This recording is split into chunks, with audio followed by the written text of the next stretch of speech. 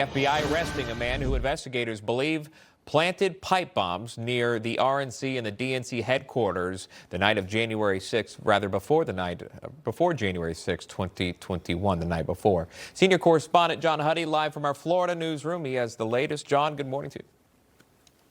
Yeah, Sean, good morning. This has really been a whodunit type of case since that happened, since these pipe bombs were placed. We're awaiting more information right now from federal authorities, from the DOJ, from the FBI, from FBI Director Kash Patel, potentially Pam Bondi, about the idea of the suspect who was indeed taken into custody, and some of the more information, more pertinent details having to do with this arrest. There have not been any arrests or seemingly really many leads since 2021, to the point where the FBI, as you recall, last January publicized additional information about the investigation, including more details about the suspect, the potential height, the weight of the suspect, type of shoes he was wearing, and also previously unreleased video of the suspect placing one of the bombs. Now, they were placed on the evening of January 5th, 2021, near the offices of the DNC and RNC headquarters in Washington, D.C.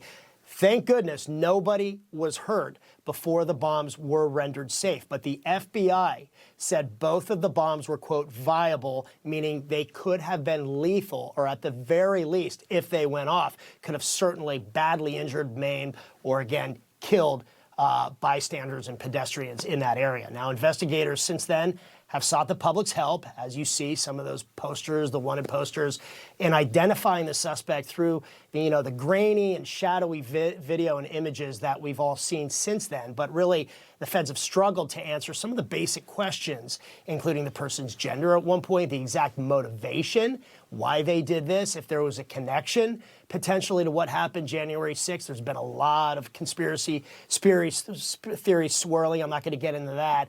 But any other motivations certainly that were involved. As I said, the bombs never detonated, but the Fed said they were viable and could have certainly caused a lot of damage and destruction as well. Again, Sean, we will continue to follow this. As of January, the FBI, by the way, says it visited more than 1,200 businesses and residences, conducted more than 1,000 interviews, reviewed some 39,000 video files, and assessed hundreds of tips. So presumably, we'll be getting some more information as the day goes on. We'll have it for you. Sean? Yeah, John, I wanted to ask you about that. The FBI obviously putting this out that an arrest has been made. Is it typical that someone, maybe Kash Patel, maybe Dan Bongino, someone from the FBI would come forward at least to address this publicly? Presumably, that's what we're hoping, that's what we're expecting, and generally what will happen is we'll get the information, there has been arrest, somebody's been detained, and then federal authorities, whether it's the Department of Justice, the FBI, or all of the above, will have some kind of news conference to provide the media with more details, or at the very minimum, we'll get some ex-posts, from Kash Patel, possibly Deputy Director Bongino, or also AG Pam Bondi. Almost 5-year investigation, finally having a suspect in custody. Senior correspondent John Huddy joining us with that. John, thank you. Information. Truth is freedom.